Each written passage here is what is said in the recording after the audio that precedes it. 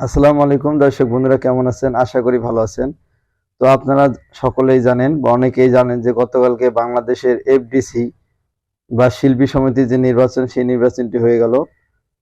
তো সেই নির্বাচনের আপনাদের খবর জানাচ্ছি। তো সেই গতকালকার নির্বাচনের যে শিল্পী সমিতির মোট ভোটার ছিল 570 জন। এর মধ্যে ভোট দিয়েছেন 475 জন। মোটামুটি 95 জন ভোটার তারা ভোট দিতে পারেননি। অনেকে হয়তো বাইরে ছিলেন বা অনেকে যান নাই। তো আপনারা অনেকেই জানেন যে এবারে নির্বাচনে তারা যে প্যানেল সিস্টেম করে নির্বাচন করে, সেই প্যানেলের দুইটি প্যানেল হয়েছিল। এটা হলো এক প্যানেলের সভাপতি এবং সাধারণ সম্পাদকের ছিলেন মোহাম্মদ কলি এবং নিপুণ আক্তার, যে নিপুণকে আমরা অনেকেই চিনি। গত নির্বাচনে নিপুণের যে ঘটনাগুলা, আমি সেদিকে যাব না। তো এক প্যানেলে তারা সভাপতি এবং সাধারণ সম্পাদক ছিল, এবং অন্য প্যানেলের ছিল মিশা সওদাগর।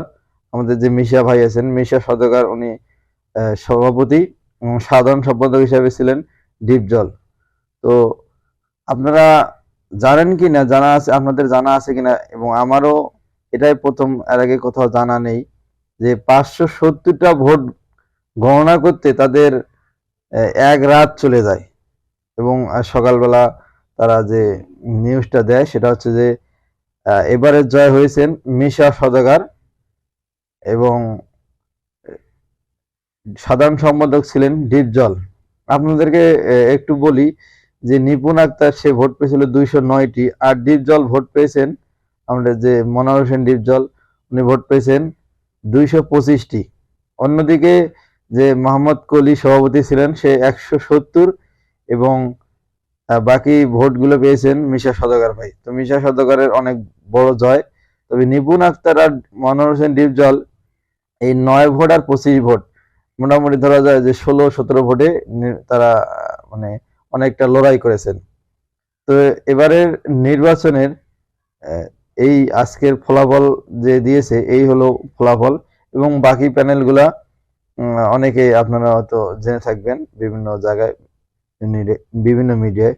তো আমার কথা হলো যে 570 ভোট গণতে এক রাত গেছে, বা 24 ঘন্টা বা 12 ঘন্টা যায়, এরকম আমার মনে হয় পৃথিবীতে কোথাও নেই। এরকম একটা নদী শুধু বাংলাদেশেই রয়েছে। তো এই ছিল আজকের খবর। আমরা আমাদের চ্যানেলের পক্ষ থেকেও, যেহেতু আমরাও একটা প্ল্যাটফর্ম, আমাদের মিশা সওদাগর ভাইকে অভিনন্দন জানাই এবং ডিপজল ভাইকে অভিনন্দন জানাই। এবং তারা শেষে একটা কথা বলেছে যে ডিপজল বলেছেন যে নিপুণ আমার মেয়ের মতো। তো আমরা সবাই মিলে একসাথে এই চলচ্চিত্র জগৎটা কিভাবে এগিয়ে নেওয়া যায় সেদিকে আমরা সেই নিয়ে কাজ করব। তো ধন্যবাদ সকলকেই। ভালো থাকবেন এবং আমার চ্যানেলটিকে অবশ্যই সাবস্ক্রাইব করবেন। ধন্যবাদ।